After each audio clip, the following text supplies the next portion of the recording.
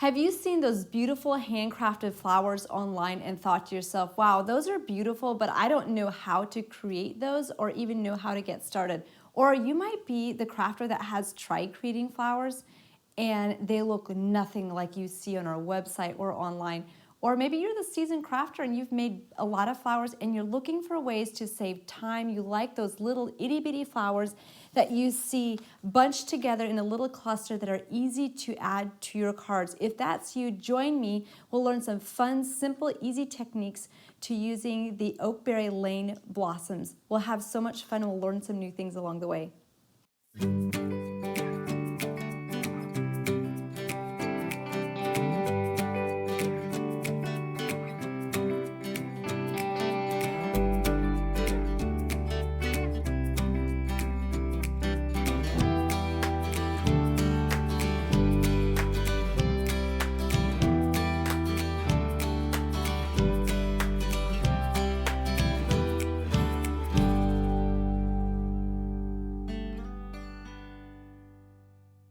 To get started, we're going to use the Oakberry Lane Blossoms stamp and die set. When you look at these stamps and dies, these flowers are sized perfectly to go together as a cluster, plus you have the beautiful leaves with this. To just do some quick and easy coloring, I'll go back with the rose madder and add some color around the edges. Now, these flowers are more like a wildflower, so you can use your creative imagination and use any colors that you like. So oftentimes when I'm at home, I will take one night and just stamp a bunch of different colors and just have some fun using my creativity, using different color combinations and make a bunch of flowers. Those will then be ready to use on my cards when I'm ready to create those next projects.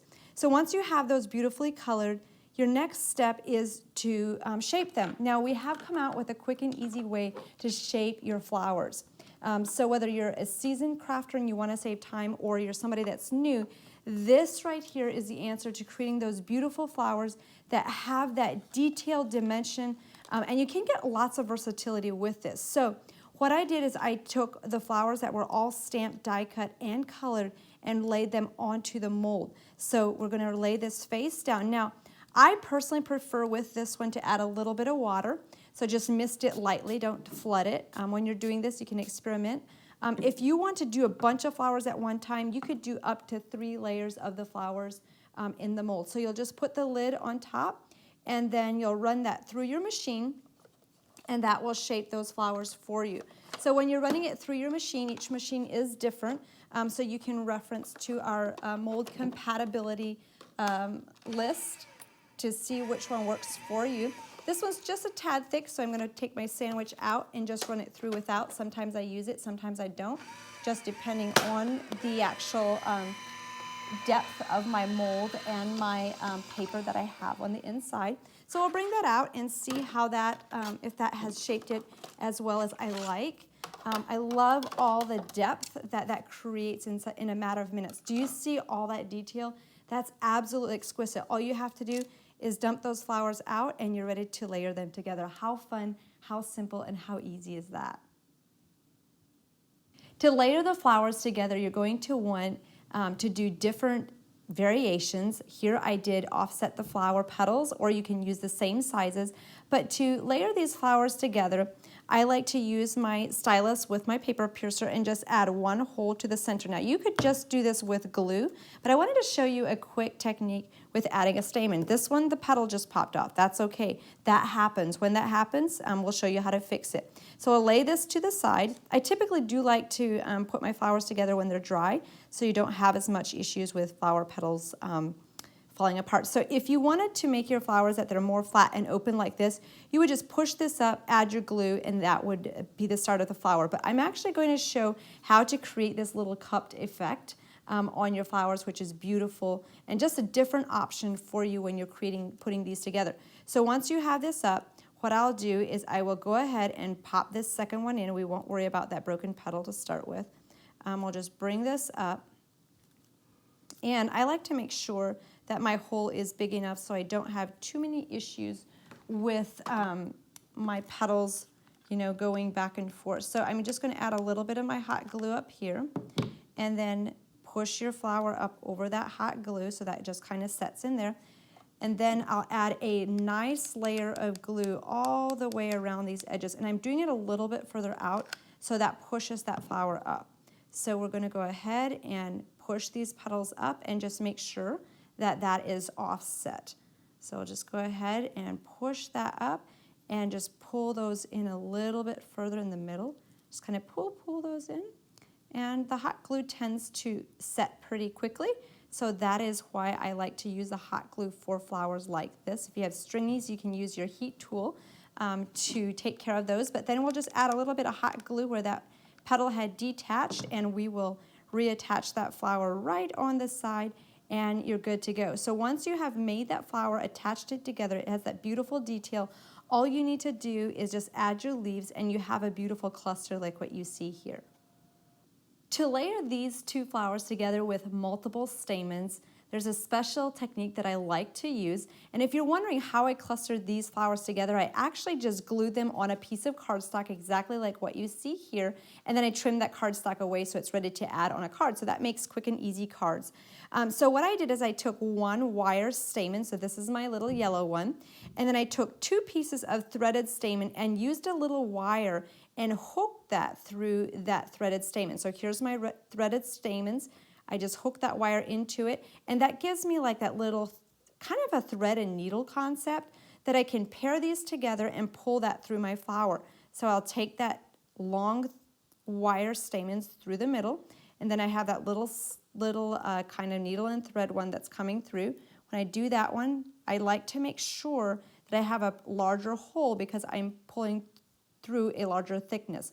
So see how you pull that in and you have that beautiful stamen that you can instantly add. So before I add my next flower, I'm going to go ahead and add just a little bit of hot glue on the back, and that will start setting right on those stamens and attach those. So that is the quick and easy way to get those little blossoms together. So with those crinkles in there from the mold and with this technique, you can make beautiful flowers very quickly and add them to cards that look like you spend a lot of time creating and still have so much fun making them. So I'm just like, when it comes down to that little needle point, I just continue to pull on through, keep pulling, make that thread pull it, and just before it comes up, I do like to pull this up and add just a little bit more glue from my hot glue because that has pretty much set from the previous one. And then we'll go ahead and overlap those petals. Now, the one that I'm using, or not overlap the petals, but offset the petals. That's what the look we're going for. So we'll just kind of offset that. You can pull this middle one up a little bit higher if you wanted to. You can get lots of different looks. So you have that flower all beautifully made. So once you have a bunch of these flowers made in the different sizes all grouped together, add the leaves, put them on a piece of cardstock, cluster them together, and then you can take a basic A2 card and you can glue that to your card. You could use this different ways. So if you just make those basic clusters, you have a card that you can create very quickly just using the background papers and sentiments within this paper collection. So lots of fun, simple, and easy to create. We're going to take a look at some beautiful samples the design team members have created with this collection. So with the Oakberry Lane blossoms, the versatility and possibilities are endless. With this, you could create those little gift boxes. You could cluster those together on the side with the beautiful papers. We've also added it to the side with these little squirrels. Within the Oakberry Lane collection, we have a little family of squirrels that are doing so many fun antics that you'll absolutely love. These little guys come from the furry-tailed frolic stamp and die set. You'll see one on a tire swing, one on a little with lots of acorns. You have this circle die in here that's beautiful to use. We'll show you how you can create a little storybook scene with this. So you can use the fold-out cards. You can create a beautiful story that really would bring a smile to the young and young at heart. With this one, you'll see the little circle sentiment in here. So you can really get some beautiful, beautiful images by coordinating these together. You could also add that little squirrel in the center of a card with a circle, pair it with the flowers. Thought I'd swing by to say hello. Just a nice, fun, thoughtful card. Here's another one with the beautiful flowers in different colors. Paired it with those little squirrels for some fun autumn cards. Another fun stamp set within this collection is the Oakberry Lane Antics. This has a fun teeter-totter. Just imagine what all you can do with that one, and a beautiful, beautiful fall floral image that could also be turned into like a Christmas flower because it would look beautiful in bright reds as well. With that little teeter-totter, you have it on here. You have this on a fold-out card with a beautiful storybook scene. We'll get to this image in a little bit. That's one of my favorites within this collection. But with that little teeter-totter, look at this. This was attached with some eyelets and a brad, so it goes back and forth. How fun is that? Love, love, love that. The flower. This one has been colored many different ways, and you'll get completely different looks. So here's more of a vintage look with some glossy accents on the top. Here's another one with it finished on the actual card. Here's one on a basic A2 card. You've got the detail, the dimension, and decorative die behind it.